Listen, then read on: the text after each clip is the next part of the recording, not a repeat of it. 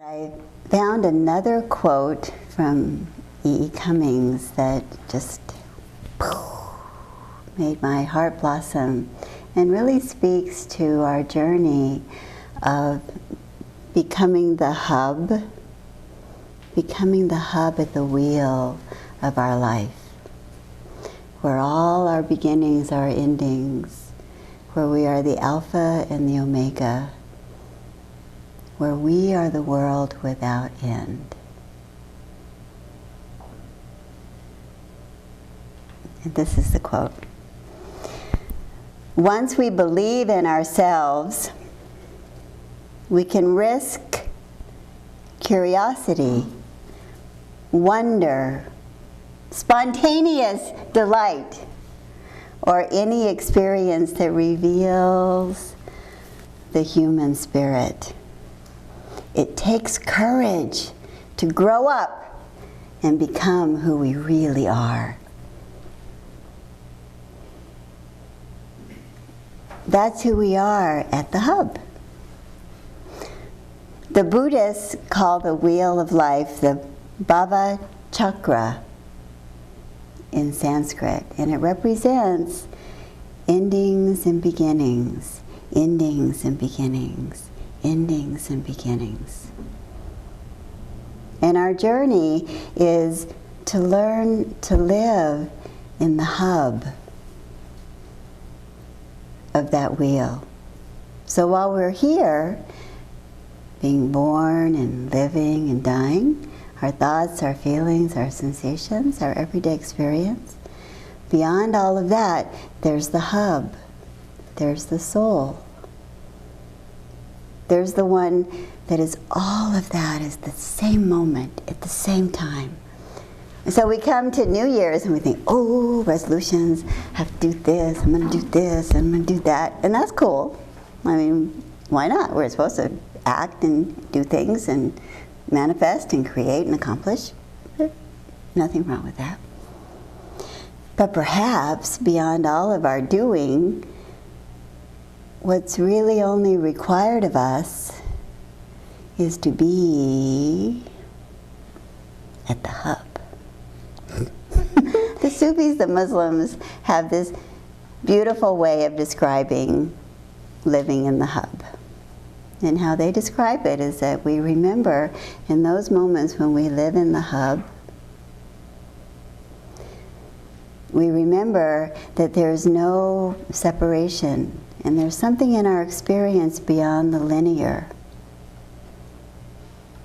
That we are the one that loves. We are the love. And we are the one that is loved. There is no separation anymore.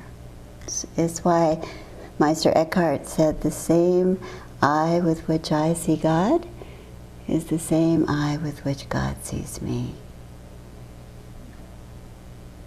Oh, and in those moments that we remember that we are the lover, and we are the love, and we are whom is loved, we fall into this beautiful cradle. It is like a cradle of being held and nurtured, supported, and loved in each one of our breaths, in each one of our moments, in each one of our thoughts. Ishq Allah, Mabud Leila. Ishq. Ishq. Ishq is the stuff of which the whole universe is made. Ishq. Allah. Allah. It's Allah. Allah. Allah. Ishq. Allah. Mabud Leila. Mabud Leila. Mabud Leila. Ishq is that love, that essence, what really is at the hub. Allah is the Arabic name for God. Mabud Leila is the beloved, which is all of us. And Yajamil is the divine beauty within each of us. Now this particular melody, that also is one of the dances of universal peace, was offered by a father who was trying to rock his granddaughter to sleep. And the granddaughter wasn't participating. she was not ready to go to sleep. I mean, that's how it's manifested here, but in the sweet nature of things, it's how we live. It's how we live. It's how we live when we find ourselves in the hub of the wheel of life. We are the lover, we are the love, and we are the beloved. So in this wheel, there is this ongoing process of letting go, focusing attention, and living in joy. You know, you've seen those spirals that go, and all of those processes happen simultaneously if we are living in the hub. Each moment becomes its own eternity. Each moment becomes its own question and its own answer. But still, inquiring minds need to know. And we still live in the world of linear existence. And so we still want to know, tell me what to do.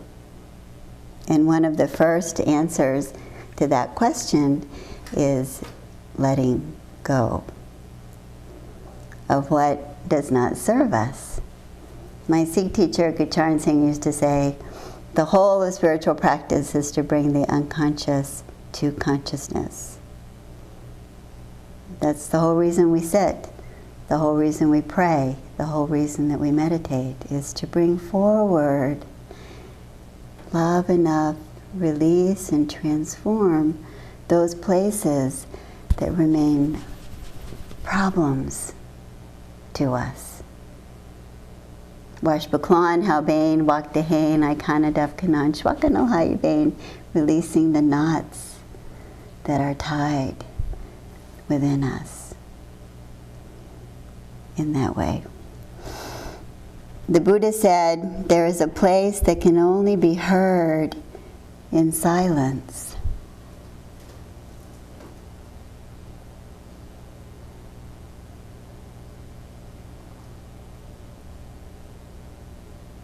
Oh.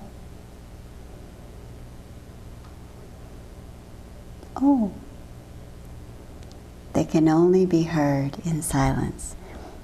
And Rumi said something very similar. There is a place where words are born of silence, a place where the whispers of the heart arise. There is a place where voices sing your beauty, a place where every breath carves your image in my soul. I think that falls under the category of wonder. So what are some of those things that we need to let go of? I'm going to talk about that. Let's talk about delight and wonder. What are some of the things we have to let go of? We're a small group. Sing out. Self-doubt. Self-doubt. Fear. Fear. Guilt. Guilt. Control. Control. Oh, that's a good one. Expectations. Expectations. So one of the great practices of the Hawaiian tradition, Ho'oponopono, is for releasing, is just saying, I'm sorry, please forgive me. May we both be happy. May we both be free. Oh. The mind wants to figure it out. But I want to know the story. And I want to know the why. And I want to know the answer. Sometimes we get that. And I want to be right. And and I want to be right. I want to be justified. Yes. Notice what happens to my body when I go there. I want to be vindicated. Or maybe we're in loss or grief. Or sadness. Which is a beautiful thing to love and feel, even as it's flowing through us. Yes. Remembering Gehil Gibran. Remember Gehil Gibran? He said, if you would hide your nakedness, if you would hide from all your sorrows, you can do that. But you won't laugh all your laughter, nor will you cry all your tears. Which I love the remembrance. So it's not about not feeling all of it. We're here to feel all of it. It's how we know we're alive. The only problem is sometimes we get stuck. We get like hung up. It is a hook, right?